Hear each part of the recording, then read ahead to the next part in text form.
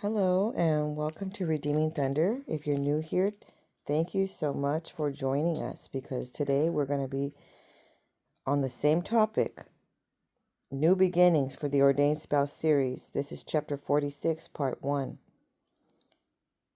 The title of this is Highways of Options, Allah Shama. So before I received this prophetic word, I felt emotional. I felt like crying, like Yahuah was going to state something quite pivotal, okay? Not knowing that once the revelation was received, I'm understanding what highways means, okay? And this is very important for those who have been standing for your ordained spouse and have been on the waiting side of things, okay? And sometimes Yahuah has you wait because he's still working in you, in your character, and he's still working in your ordained spouse, okay? Character. And sometimes there's a wait because there's a turn of events. Or sometimes, like this message here, there's more information given, and it gives vibes of the story of Isaac and Rebekah. Okay, so please listen on. Pray to your Heavenly Father to make sure that this word is for you. And I'm going to just dive right in. Thank you, Heavenly Father, for providing this pivotal word that gives much clarity and insight on the stage that these individuals are at, and it provides much clarity of why the waiting, why what's going on with their future and their present. Thank you so much for providing your angels to assist in this matter. We give you all the honor and glory. Amen. So the prophetic word while praying was given to me, and it was given to me in Hebrew, and it's O La Sila Shala Sila. And it was sort of a repetitive prophetic word, so I just put in there that it was basically given to me over and over again, like 10 times. So usually when Ruach HaKodesh, the Holy Spirit, provides a word and it says over and over, I know that it's a prophetic word, and I know that it's a important present word. Okay, so I'm going to be breaking down what this means in Hebrew. So O stands for exclamation. So obviously there's like some kind of urgency, right? Usually people use exclamation mark for shouting, for an excitement, for something pivotal that just occurred, okay?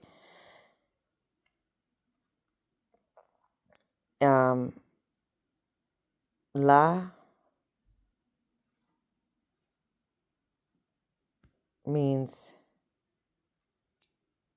no, not, nothing, none or nothing, as without. If not, then let me be on my way. Okay? That's key right there. Sila, to, toward, or for. It also gives significance with highways. Literally making highways on a road. And then Shala means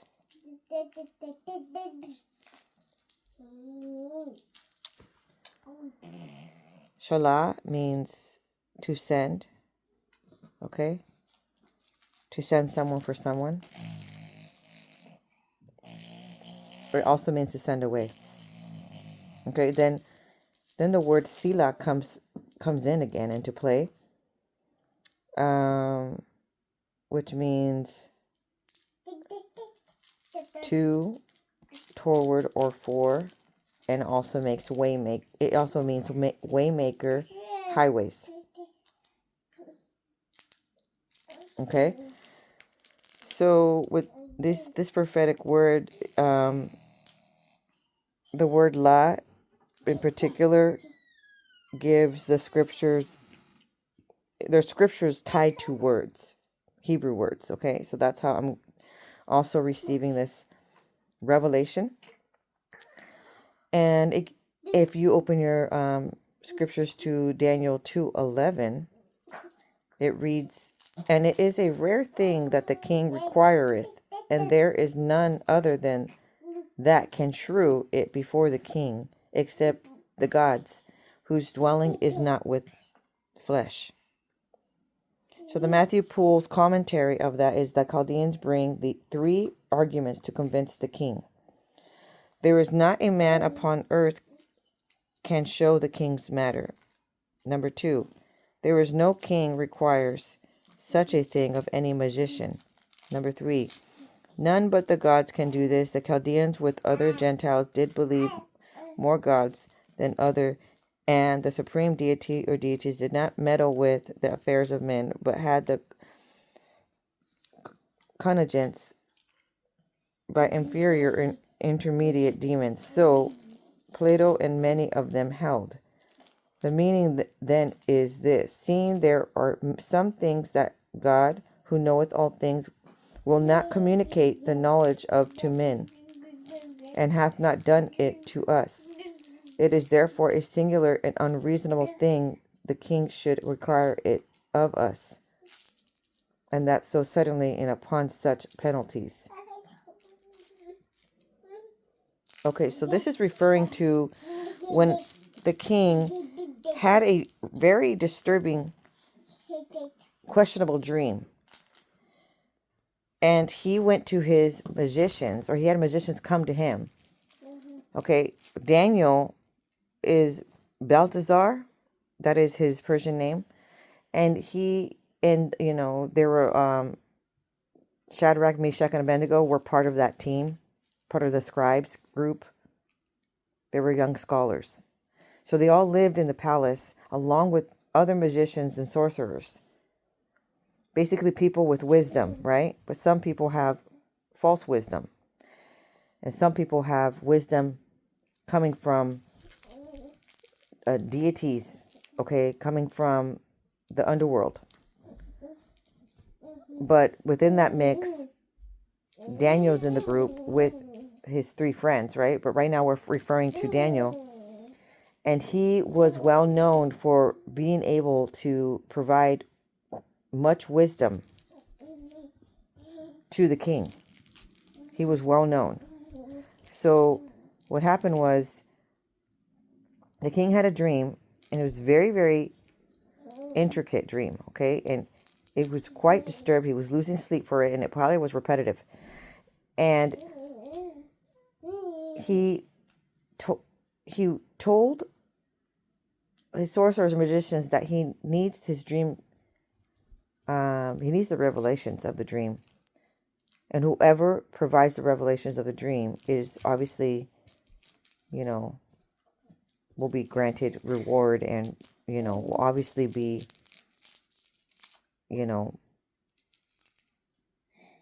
satisfying the king. But there was one requirement, is that he was not going to disclose the dream.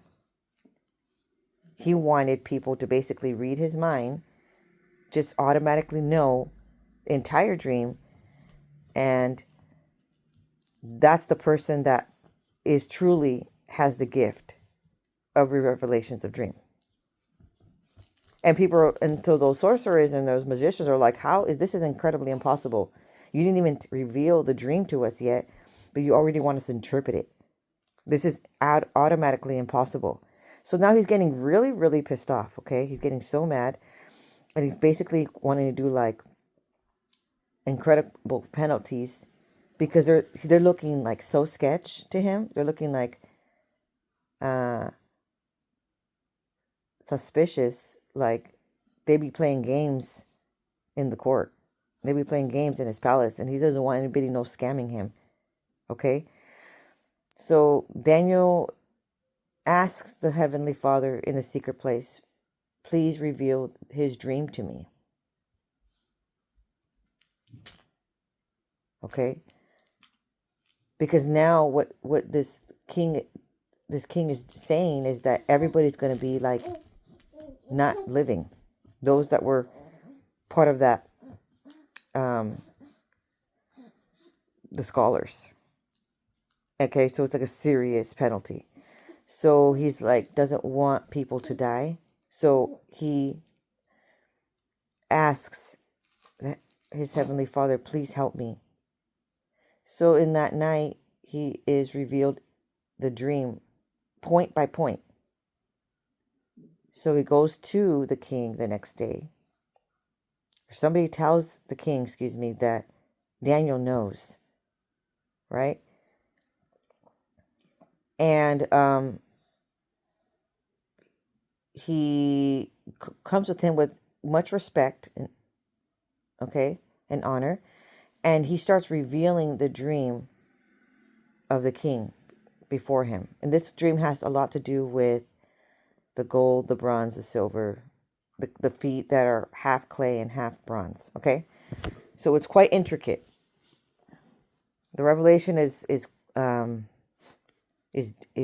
deep, is so intricate that you can't even make it up. Okay, and so not only did he reveal the dream, but he disclosed the revelations of the dream. So then he knew that the deity behind Daniel is the true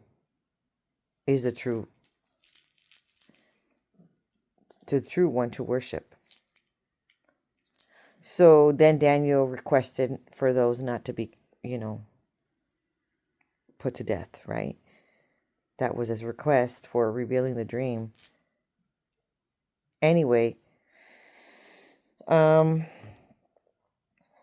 the Most High, is going to provide you and your ordained spouse this special disclosure, this special closure, where only you and him are going to be revealed something important. Maybe you and him are going to have identical dreams. Maybe you and her, okay? If you're a man listening to this, are going to be revealed something in particular that only you two know. And that is why, that is another confirmation. All right. It could be just an internal knowing. There's going to be something really obvious for both of you. All right, so I'm recording this video in November, even though I received this prophetic word on 7/16/2025. So this is like basically, if not already, a now word, or soon. And your ordained spouse is feeling quite some physical oh man, excuse me. Oh, he's feeling like he misses you, but like his body's missing you, like in the area of his rib. If you're a man, you are feeling that pain in your rib, like something is missing, like it feels like an internal ache, and you don't know what to do about that. And a lot of the time, that has a lot to do with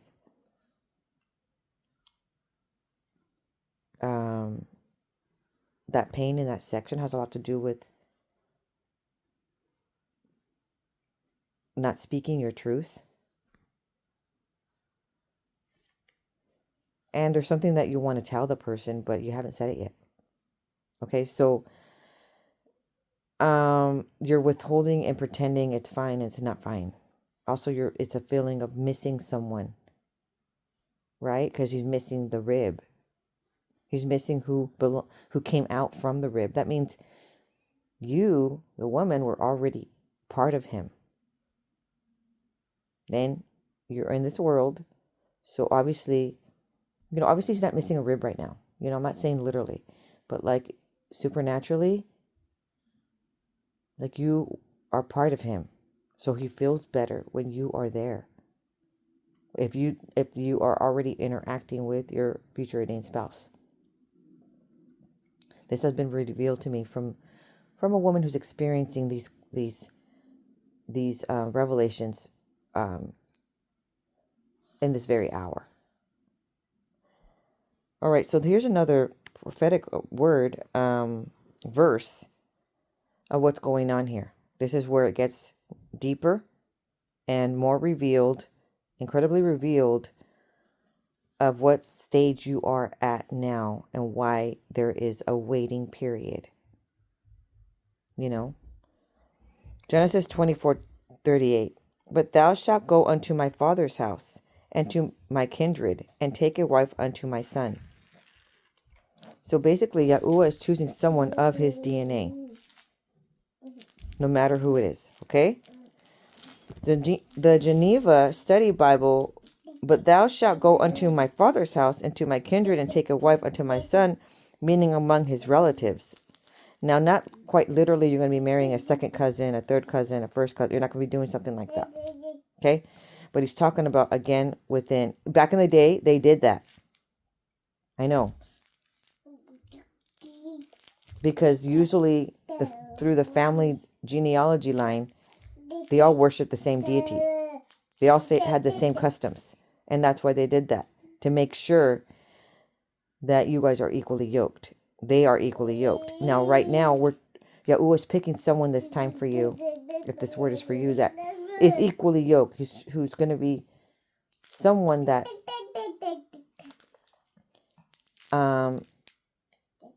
worships the Most High,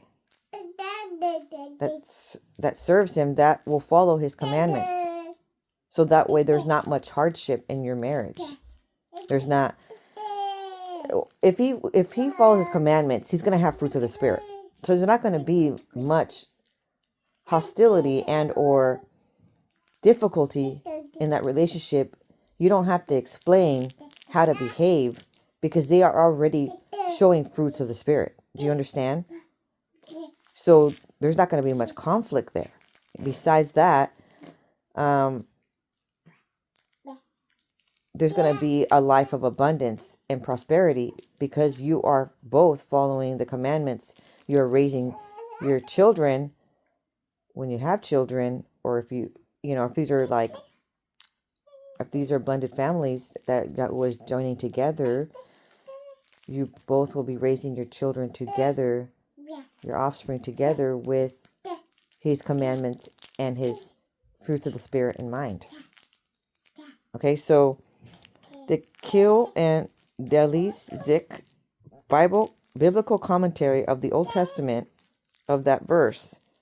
As soon as Laban, her brother, had seen the splendid presents and heard her account, he hurried out to the stranger at the well to bring him to the house with his attendants and animals, and to show to him the customary hospitality of the East. The fact that Laban addressed him as the blessed of Yahuah, Genesis 24:31, may be explained from the words of the servant who had called his master Yahuah Adonai. The servant discharged his commission before he partook of the food set before him. Genesis 24:33.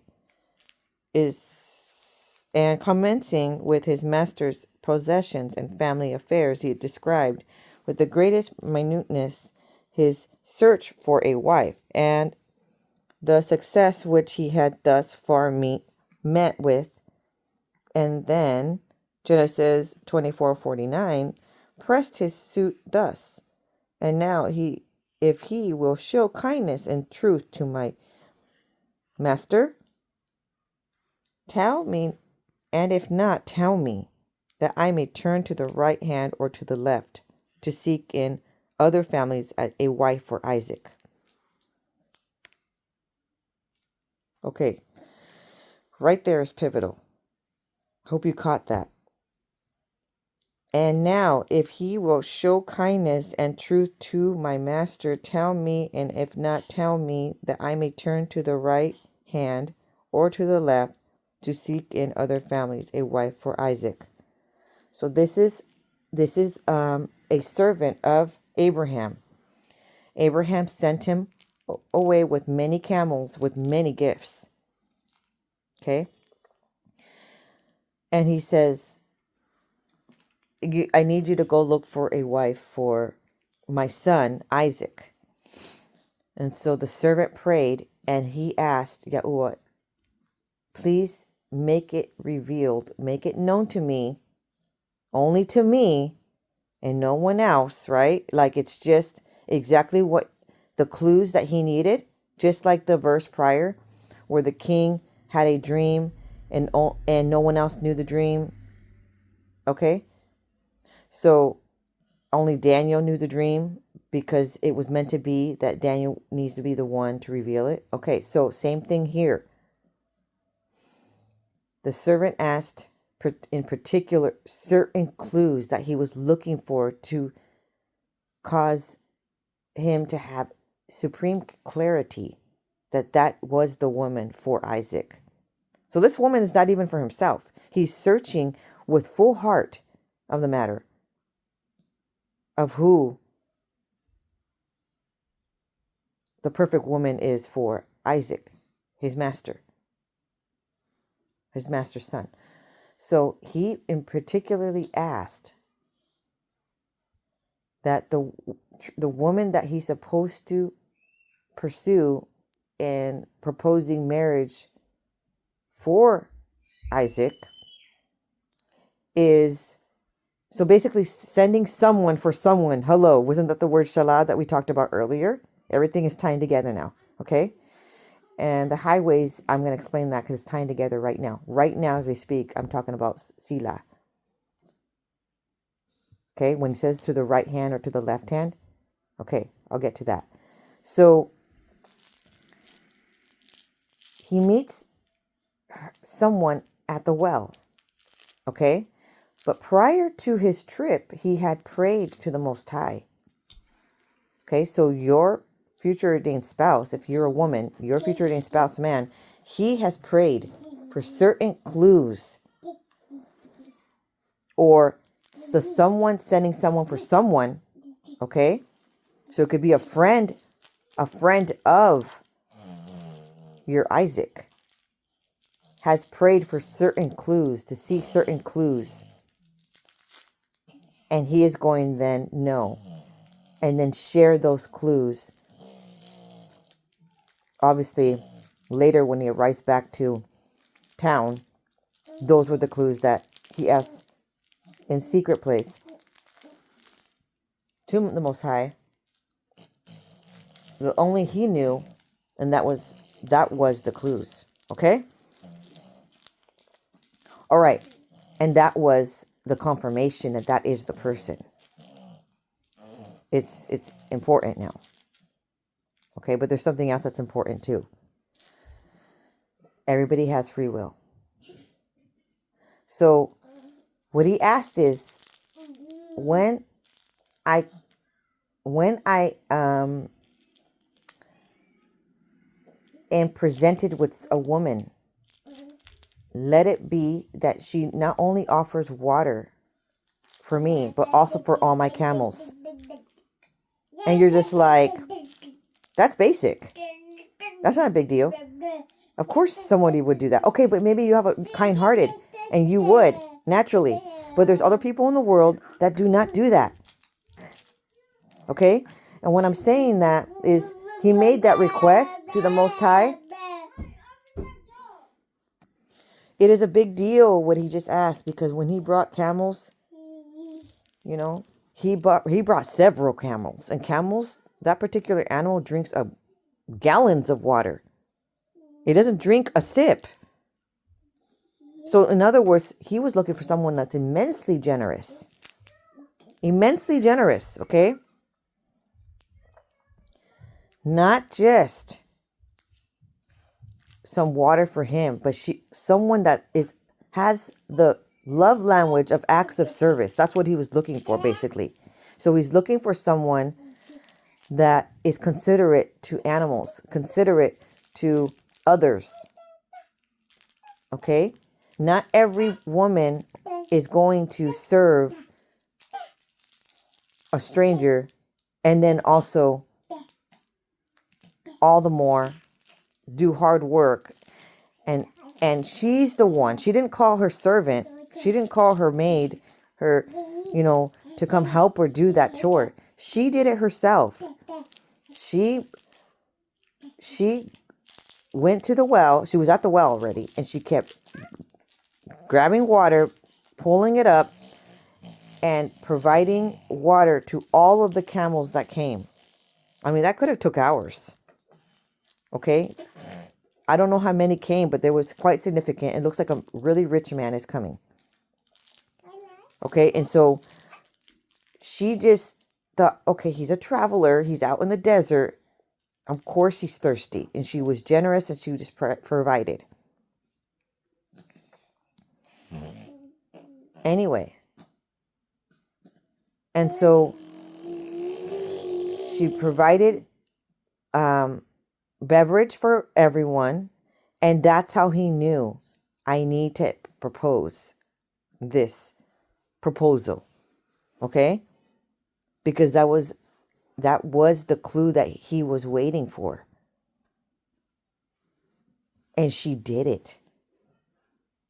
And you're thinking, well, it's just a fluke. It's not, though. It's not.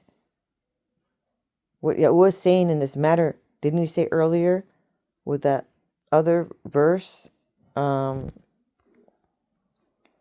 in Daniel 2:11, the commentary of that? He doesn't reveal everything to everyone. The Most High doesn't reveal everything to everyone. Seeing that there are some things that Yahuah, who knoweth all things, will not communicate the knowledge of to men, and hath not done it to us. It is therefore a singular and unreasonable thing the king should require it to us. Okay, so he's saying he doesn't reveal everything to everyone. So he only revealed it to her. Because she was the one that's supposed to be chosen to be the wife of Isaac. So she will be naturally inclined. Something in her will be unctioned to do a particular act of kindness. Because she was supposed to be the one chosen. Do you see what I'm saying? Everything, and you're thinking everything is organic and everything is self-will and everything is or like free will and blah, blah, blah. And sometimes, and yes, it is. Yes. Okay? Yahuah will put you at the right place at the right time. And it is your will, it is your choice whether you're going to go that far and be courteous to everyone, or you're just going to be courteous to that one individual person that was kind. And this person is trying to see if you're generous to everybody around or just that one person. This is for the women now. Is your personality just to that one person, or is it to everyone? Are you like Snow White and all the animals gravitate to you? They're noticing, your future ordained spouse is noticing if that's true or not. Because when animals love you, it's obvious. It's obvious, like, that you treat them well. Does that make sense? If children and animals, are inclined to hang out with you, it's like, it's obvious that you're going to treat him well. Because children want to be with you all the time. They're glued to your hip. And then the animals too. Like, it's obvious that you treat everyone well, not just your man. That your personality is very, very attracting. Very, very lovely. Because you carry fruits of the Spirit. You're carrying the divine. spirit within you, right? Okay. So right now, let's talk about when he says to the right hand or to the left. Okay? The servant is asking, because they all were so excited, because when he saw that she gave water beverage to the camels, that probably took hours, and then to him, he immediately is like, you are the one.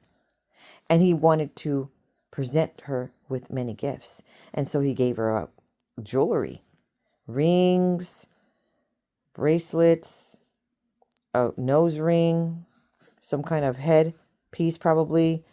They're Persian or something. So they have that custom to wear that jewelry. It's like galore. Jewelry galore. Gifts galore. And there was more gifts, and all the bags, all the cargo that was on the camels. It was all for her. Okay? So that's what's going to happen. She had no idea. And all of a sudden she's like, ooh, rings, ooh, bracelet, ooh, and she's all super excited. She's like, wow. She's like, what's up? Bedazzled. She's bedazzled now. She's bedazzled. She goes home and she shows her brother. And her brother's like, what in the world? Who is this man? Somebody gave this to you like right now? Oh my gosh. So that right now that showed that someone presented that man must be really wealthy. Okay, so the brother's like, okay, someone's treating my sister very well, that I need to go and meet this man, right? So he's like, let's invite him over and be a good host. So then he brings them over back to their tent, right? And now he's introduced to her father. So they're wanting to, lavish him with gifts and lavish him with beverage and drink. He's come a long way. But the servant is like, I have a mission here. I'm here for one thing and one thing only. I need to know yes or no. And so basically, the moral of the story here is there's potential highways happening. Yahuah is potentially, if you've been listening to this prophetic series of the Ordained Spouse New Beginnings, you're understanding that in the prior videos, Yahuah was talking about, you got to get back in the cave. You got to get revelations because there's some highways being built for you already. And you're just like, what? What's that mean?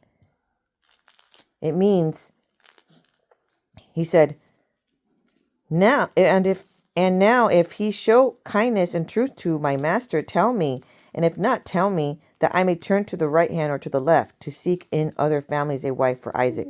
So he came and he said, I'm giving her these gifts, but they come with a yes, and answer yes to the proposal. Like, I have this prince. I have this prince for her to marry. Has she seen him? No. She has not seen who he is. She does not know what he looks like. But he already gave her a bunch of gifts and she already passed the test. Okay? So I guess that's what Yahuah was saying. He's sending someone to you for someone. Okay? And they need an answer, and they need an answer. And this could go both ways. Yahuah has disclosed this to the man, and now it is up to him to decide. Leave the counterfeit if he has one.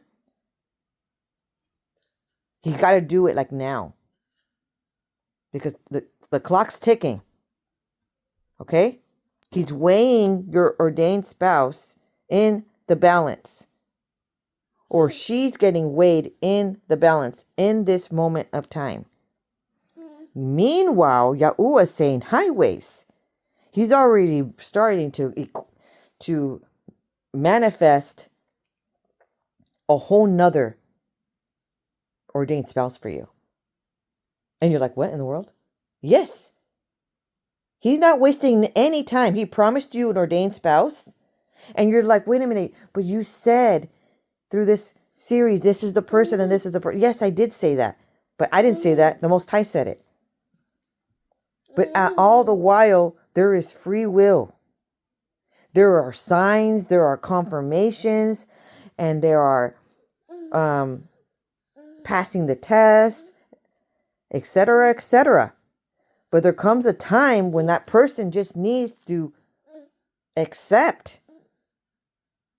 Or he's saying, I don't want anybody, I thank you so much for the beverage and the drink and at the tent and serving me, but I came here for this literal thing. And so he feels like Yahuah just confirmed it to him. No, just answer already. You got it. The woman needs to say yes already, or the ordained spouse man needs to say yes already, or he needs to go to the left or to the right. Okay? So in other words, there's potential that in this story, in this Bible story, Rebekah does say yes, okay? But you waiting for your ordained spouse, Yahuah's made it known that this is the person for you. And or you're waiting, you're all in the waiting, you're just waiting for the man to finally make his revelations known. You're waiting. And now there's a point where you're not going to wait anymore. You're either going to be revealed that yes, he's all his intentions known, or you're going to move on to the left or to the right. It was literally going to say turn to the right, turn to the left in the future. You're going to know what the verdict was. So yes, there's highways being made in case the one that Yahuah initially chose for you does not take the call. Okay?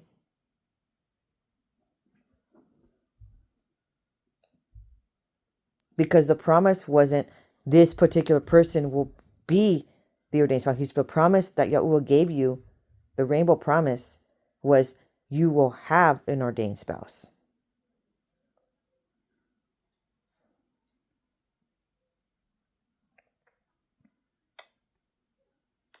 Okay, so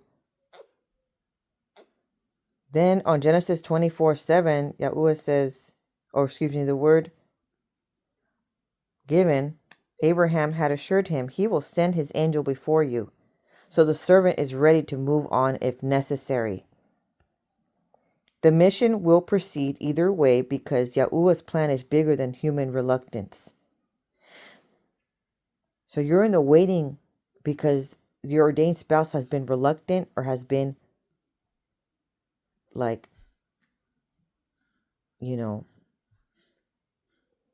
not launching when he's supposed to right now in this hour, right now. So Yahuah is saying he's still sending an angel before you. And you have to, you have to be ready to move on if necessary. And you're like, but I was inclined to that person. You showed me, you gave me clues, and I'm so drawn to this person. I was just waiting, and I was knowing that it was right at the tip, and it was right there at the threshold. Yes. But you're not going to be waiting forever for someone's not going to launch, right? Yahuah has another plan if that person doesn't take the call. There's nothing wrong with you. So the delay is not, oh, he's fixing your character again, or he's working on you. There's nothing wrong with that. It's okay to be working on yourself. That's not the delay anymore. The delay now is Yahuah probably has plan B.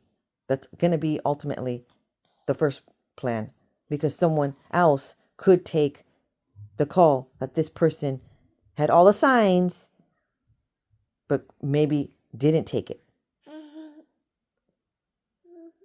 Okay?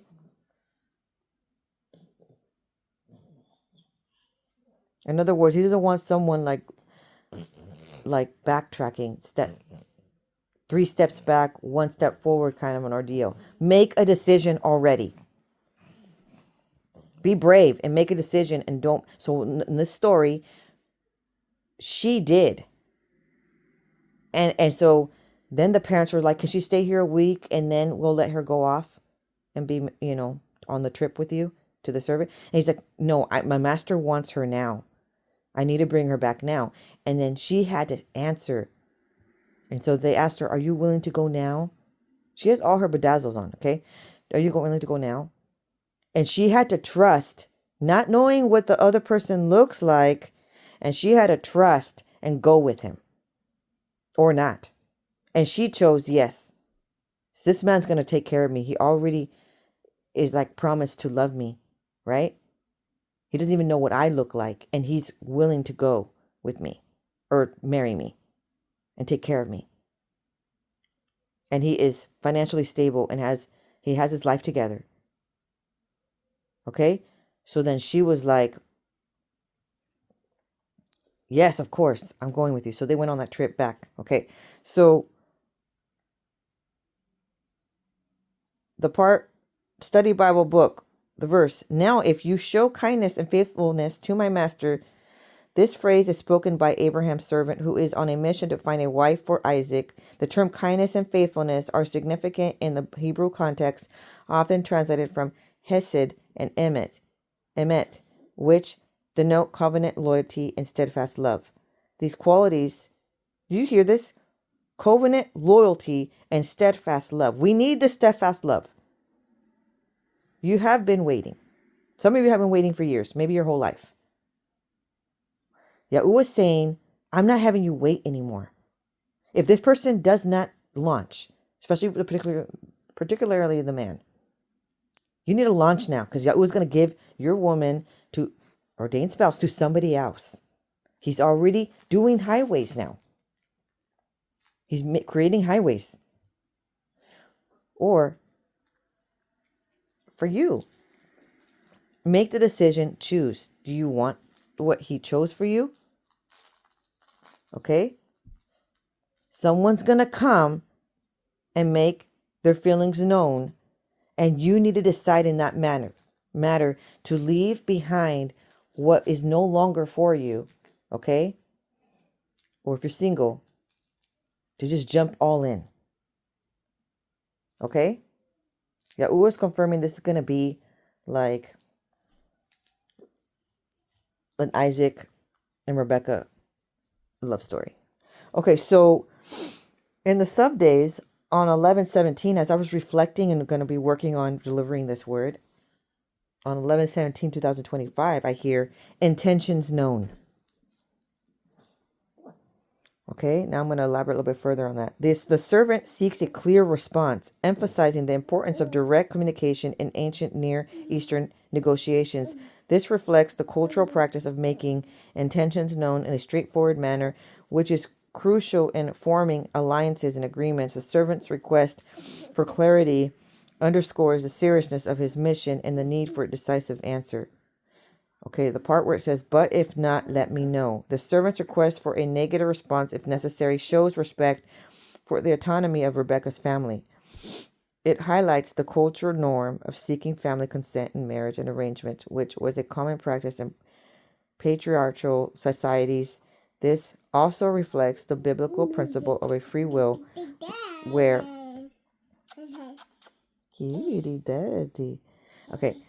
where individuals are given the choice to accept or reject Yahuah's plans. So you think, oh, I may not accept that offer, this opportunity. You're not just rejecting that person. You're rejecting Yahuah's plans. Do you understand? That's kind of a big deal. Okay, Deuteronomy 30:19. So that I may go elsewhere. The servant's readiness to seek another option if refused demonstrates his commitment to fulfilling his mission for Abraham.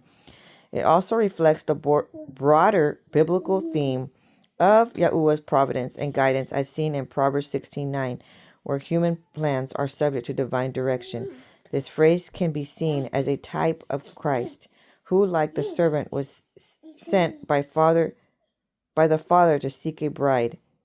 the church and who respects human freedom in accepting or rejecting his offer or of salvation. If the ordained spouse doesn't want to accept or prodigal spouse doesn't return, let the servant know now. Okay? So that he may choose someone else. Genesis 24:49. So tell me, will you or won't you show unfailing love and faithfulness to my master?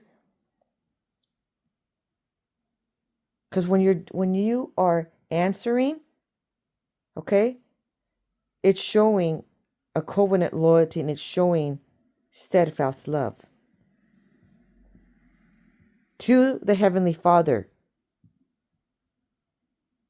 Okay? He says, please tell me yes or no, and then I'll know what to do next. That's the stage that you are.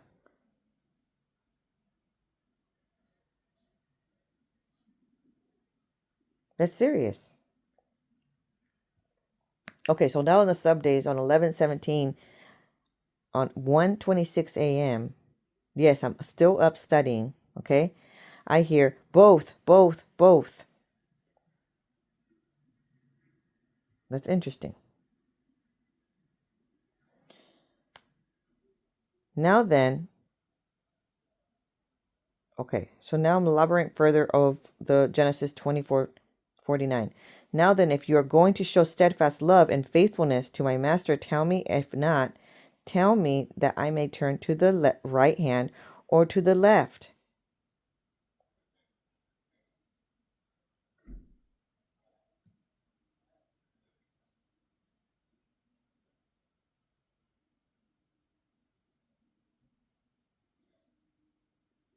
Okay, so this is a little bit further.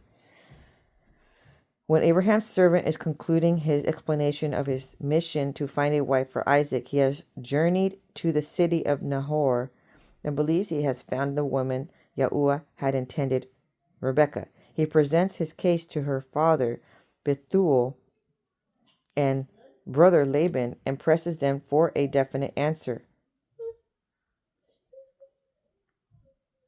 We need an answer already.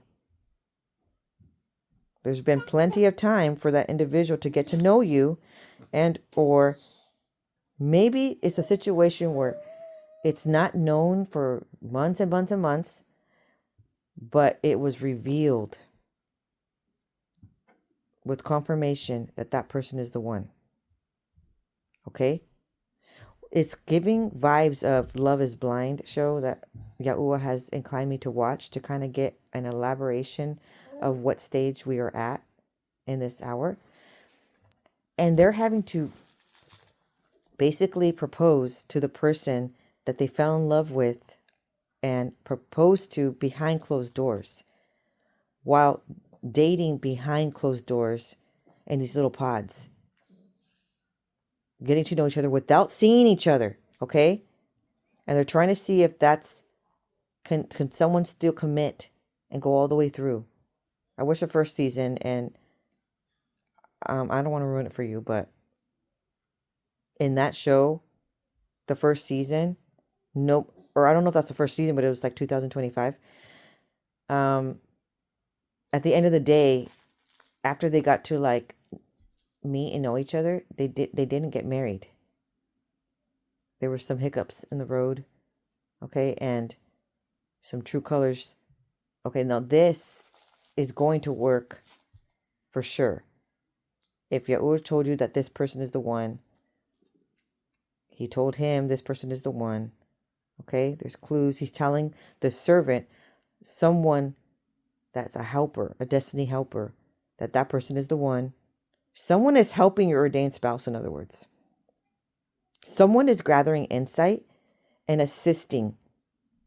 So that, for those that have been interacting already with their future ordained spouse, so he's getting his own insight about you, and then someone else is like piggybacking on additional info and then providing that to your ordained spouse. Why do I know this? Because again, in the month of November 2025, it was been known to me by this woman that she says that she was at an appointment that she interacts. Was it an appointment or was it at a workplace? I'm not entirely sure which. I don't remember that part, what she said. And she has been revealed that that could be her ordained spouse. Okay, but the point that I'm trying to get at is they didn't know that she could hear, but they were on the other side of the wall while she was in one room. Okay, and there was two people there on the other side. One that was known to her that could be her future ordained spouse. The other person that was a friend of him, and he was delivering message to him.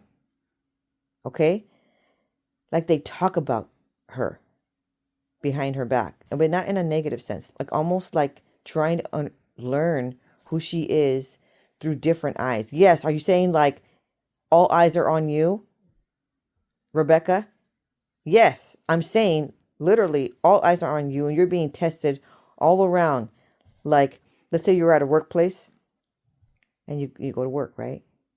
And all the employees there, okay, some of them could be angels in disguise.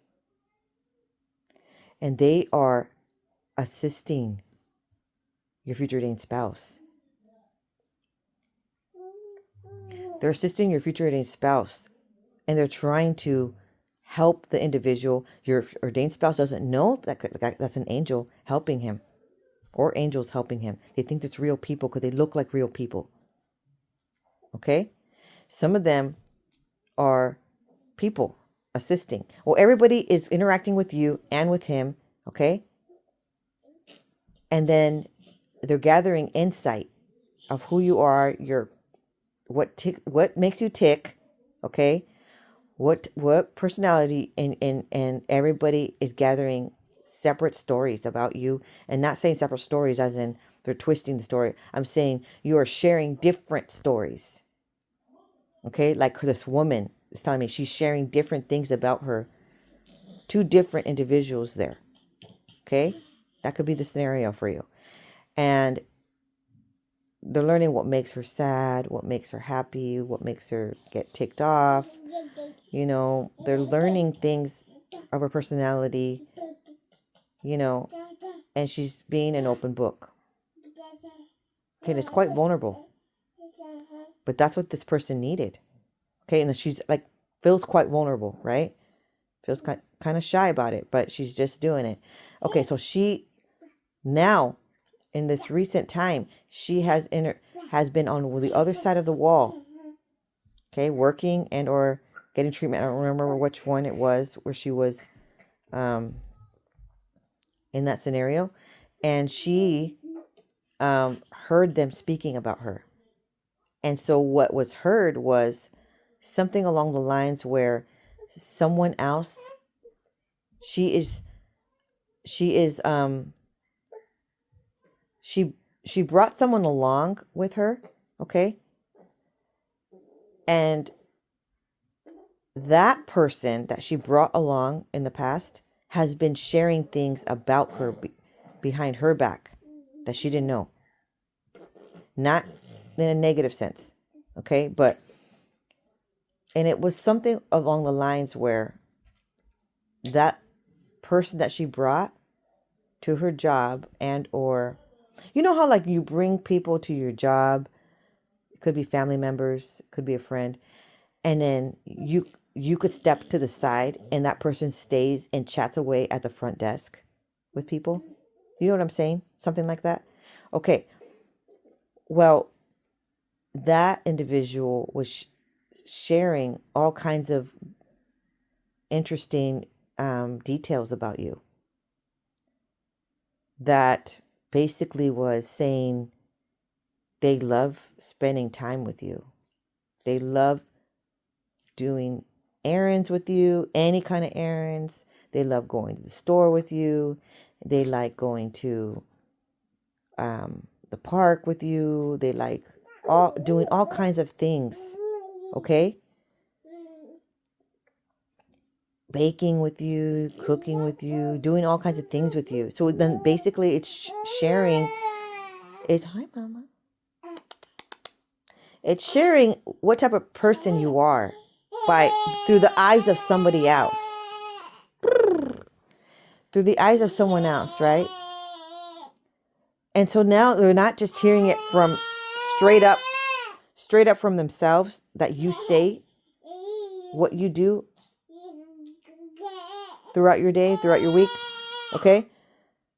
And then not only that your ordained spouse hears it directly, but now they're hearing it from someone that interacts with you on a more intimate level, that they also, it's matching up, okay?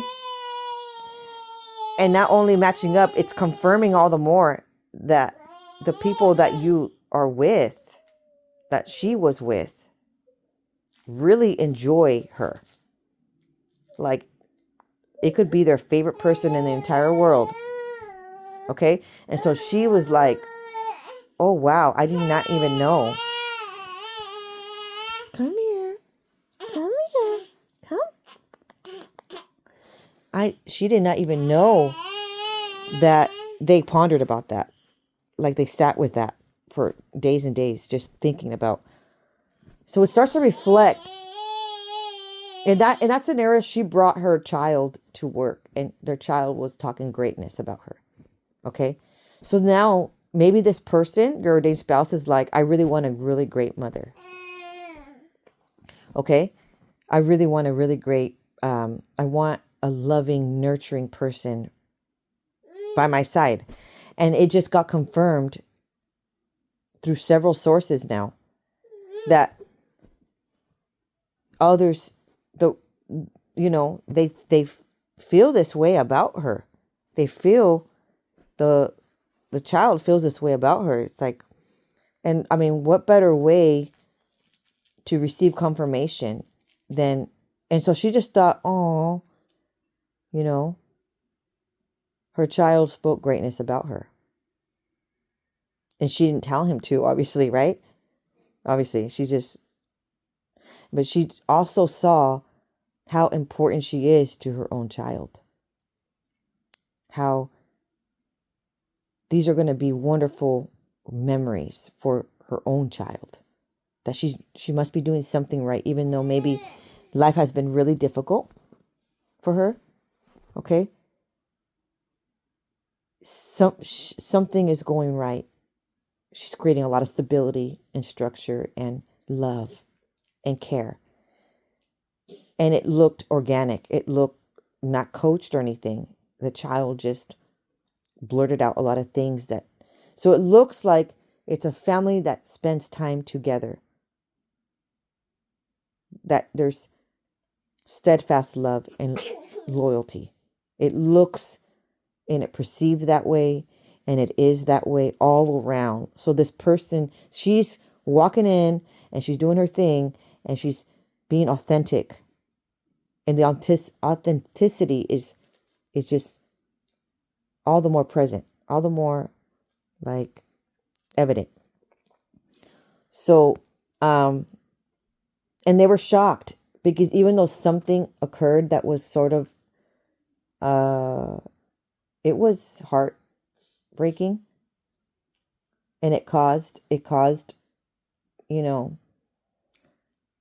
her to be separated from that individual.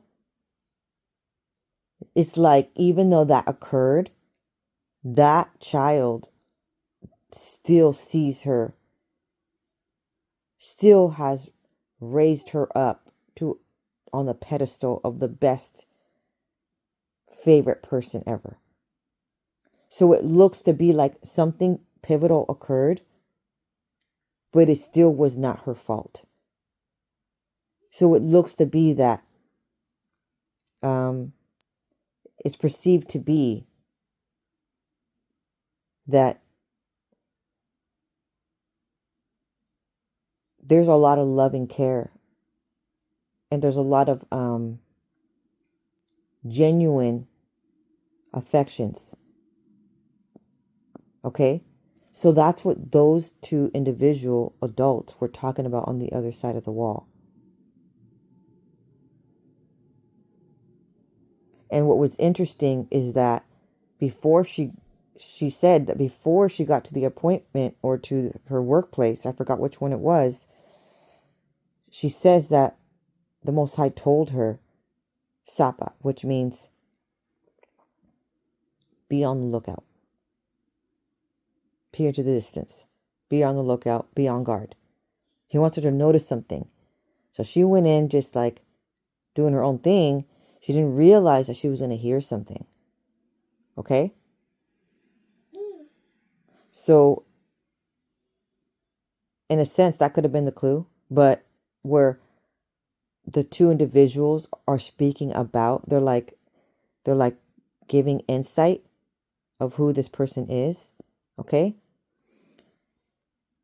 Someone is helping your ordained spouse make this decision.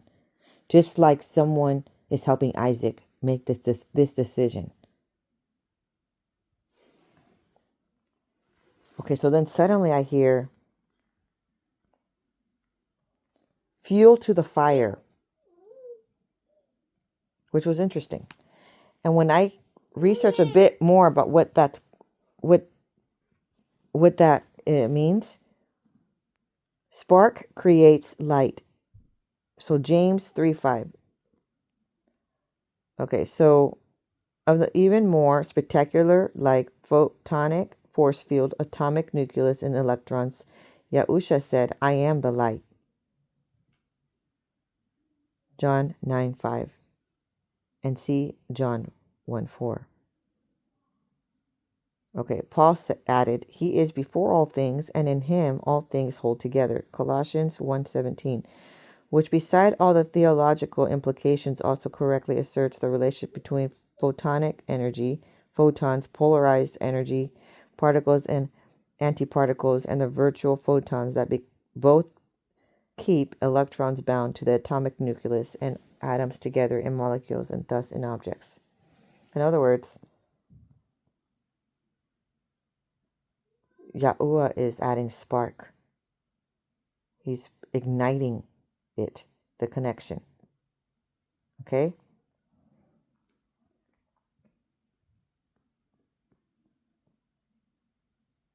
Shalah, I'm elaborating a little further, to send someone, sometimes it could be an angel, okay, to be generously hospitable in this hour. The women here. Talking to the women. Generously hospitable. Because that is the key.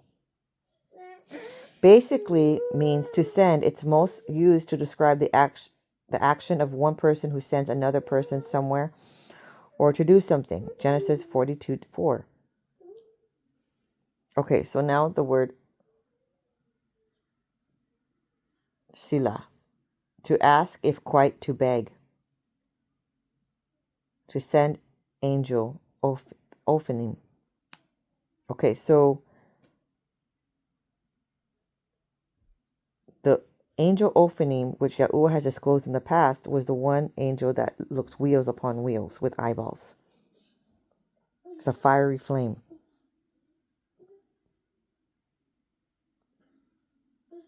And you're like, okay, what? That's the exact angel that is coming, that has been here, present to help you. He needs to help you to make this connection. Okay, and what I'm realizing is that Yahuah is having these angels transform into human, and they're on earth, and they're assisting, they're assisting in your connection. Okay, so silas comes from the word shalah, meaning to ask, to inquire, to borrow, to beg, create highways, literally heap of highways, is a way maker. He's making this happen for you no matter what. The concept of highways in the Bible is often associated with the preparation and facilitation of movement, both physically and spiritually. In Isaiah 62:10, the prophet calls for the preparation of the way for the people. Pass through the gates. Prepare the way for the people. Build up the highway. Clear it of stones. Raise a banner for the nations. This passage highlights. This passage. Oh, where was I? Highlights the importance of making paths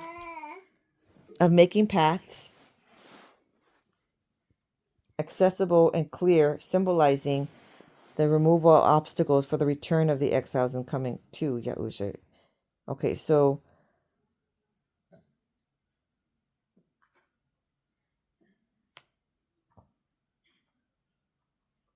now the word la, I'm elaborating a bit further. That meant nothing, right? Or to be weary, or to be tired, to be weary, or to, if not, remember, if he does not accept the call, if she does not accept the call, you move on your way, right? And the next prophetic words I'm going to be explaining if Yahuah told you to move on and or to stay put. The sub-days. Let me take a look. That was said in the sub-days. The other thing that was said was the book of Enoch. So in this time frame, Yahuah wants you to research in the book of Enoch. I think there's 3 books, okay? The patriarchs of the Bible were narrowly defined as Abraham, his son Isaac, and Isaac's son Jacob. Isaac had 2 sons, so one was Esau and one was Jacob, which they were twins. But he's stating in particular Jacob. Okay? Then Yahuah says in the sub-days. So in other words, back to what I was talking about, the patriarchic line, he's giving you, this line follows through the Yahush's line, genealogy line.